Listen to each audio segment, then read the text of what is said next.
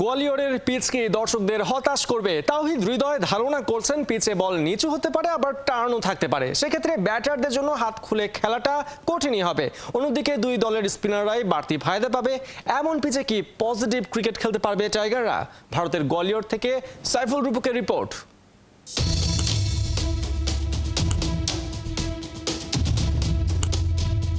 বিশ্ব চ্যাম্পিয়ন বলে কথা, সামনে কি পেছনে দুই দিকেই শট খেলায় পটু ভারতীয় ব্যাটাররা।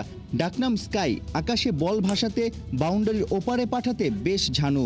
ছোট ফরম্যাটে টিম ইন্ডিয়ার বড় তারকা নয়া কাপ্তান সূর্যকুমার যাদব, আইসিসির টি-20 র্যাঙ্কিংয়ে দ্বিতীয় সেরা ব্যাটার। ওই লিস্টে বাংলাদেশের পক্ষে সেরা অবস্থানে তাওহিদ হৃদয়, র্যাঙ্কিংয়ে আছেন ২৬ নম্বরে। টি-20 খেলা তো রানের খেলা, এখানে যে যত রান করবে অবশ্যই সবাই রান চাই, সব টিমই রান করতে চায়। দর্শকরা কি আনন্দে মাতবে? গোয়ালিয়রের নয়া স্টেডিয়াম, পয়লা আন্তর্জাতিক ম্যাচেই কি রানের বন্যা বয়ে যাবে? টানা ৩ দিনই মাধবরাও সিন্ধিয়া স্টেডিয়ামের ২২ গজ নানা অ্যাঙ্গেলে দেখেছেন। শিষ্যদের পিচের চরিত্র সম্পর্কে বাতলেও দিয়েছেন head coach Chandika Hathurusingha. High scoring match নাকি লো স্কোরিং থ্রিলার হতে যাচ্ছে? এখানে আমাদের খেলাটা শুরু হলেই বুঝতে পারবো উইকেটটা দেখে কেমন হয়। প্র্যাকটিসের উইকেট থেকে যতটুকু বুঝেছি, এখানে উইকেটটা স্লো আছে, লো আছে। এরকম উইকেটে হাই স্কোরিং রান খুব কমই হয়। আইপিএল খেলাও এখানে হয়নি। এই উইকেট এখানে কি ডিমান্ড করে, এই ডিমান্ড অনুযায়ী আমরা এক্সিকিউশন করার ট্রাই করব, এবং আমাদের যে ফেজগুলো সামনে আসবে, যে রকমের চ্যালেঞ্জগুলো আসবে, ওই চ্যালেঞ্জ আমরা নিতে প্রস্তুত। পিচ যদি স্লো সাইডেই থাকে, সেক্ষেত্রে মোস্তাফিজের কাটার স্লোয়ার গড়ে দিতে পারে বড় পার্থক্য। দুই দলেই বিশেষজ্ঞ স্পিনারের ছড়াছড়ি। লেগি রিশাদ, বাহাতি রাকিবুলের সঙ্গে দুই অফ স্পিনার মেহেদি।